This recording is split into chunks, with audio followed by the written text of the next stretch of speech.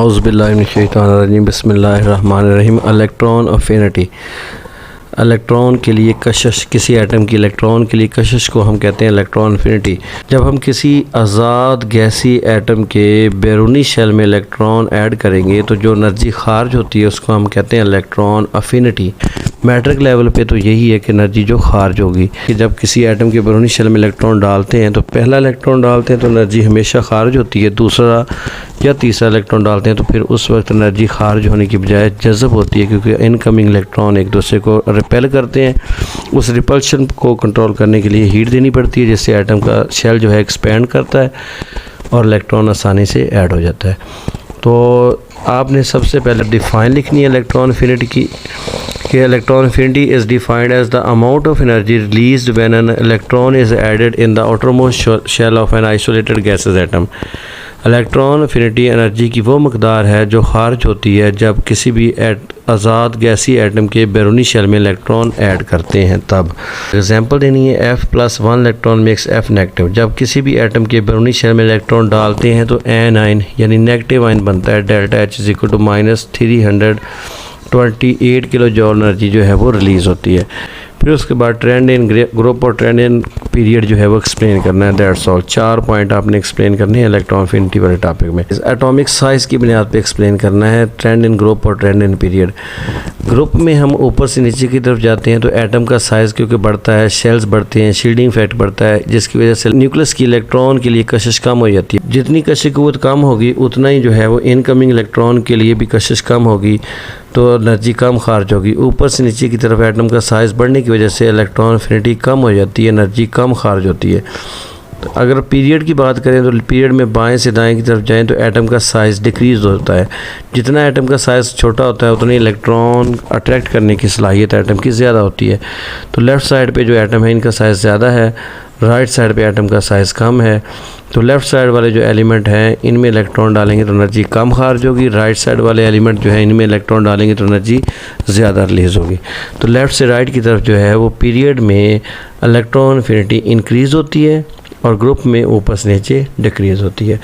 अब इसको आपने एक्सप्लेन कर देना है।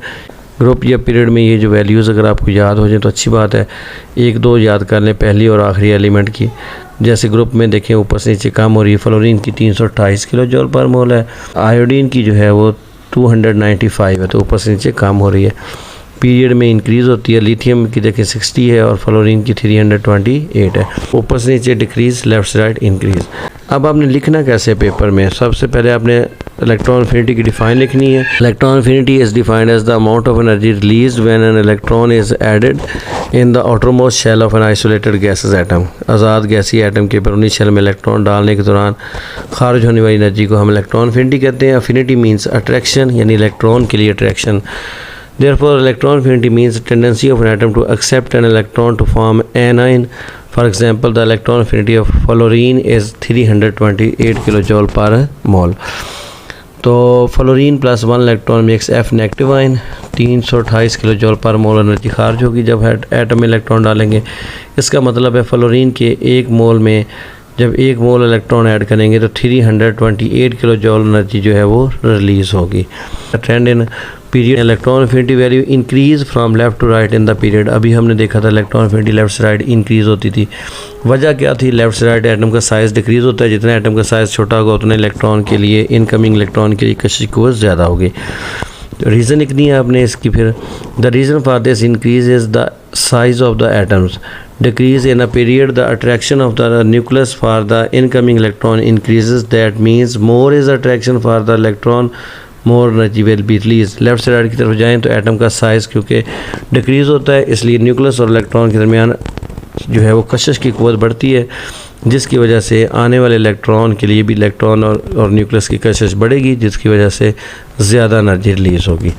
उसके बाद ट्रेंड इन ग्रुप्स की बात कर लें कि ऊपर से नीचे की तरफ जाएं तो इलेक्ट्रॉन अफिनिटी जो है वो डिक्रीज़ होती है। वजह वही एटम का साइज़ बढ़ता है और शेल्स बढ़ते हैं और न्यूक्लियस और इलेक्ट्रॉन के दरमियान कशिश क़ुव्वत कम होती है और आने वाले इलेक्ट्रॉन के लिए भी कम होती है।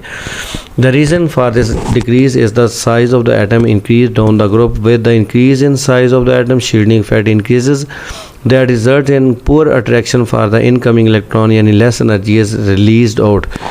वजह इसकी ये है कि ऊपर से नीचे की तरफ जाए तो एटम का साइज़ बढ़ता है, शील्डिंग इफेक्ट बढ़ता है शेल बढ़ने की वजह से, और इलेक्ट्रॉन और न्यूक्लियस के दरमियान कशी क़ुव्वत कमज़ोर होती है। जितनी न्यूक्लियस और इलेक्ट्रॉन के दरमियान कशी क़ुव्वत कम होगी उतनी एनर्जी कम खारिज होगी। For example the size of the iodine atom is bigger than chlorine, it's electron affinity is less than iodine. Iodine का साइज़ जो है वो क्लोरीन से क्योंकि ज़्यादा है, इसलिए जो है वो आयोडीन की इलेक्ट्रॉन अफिनिटी कम है बनिस्बत क्लोरीन के।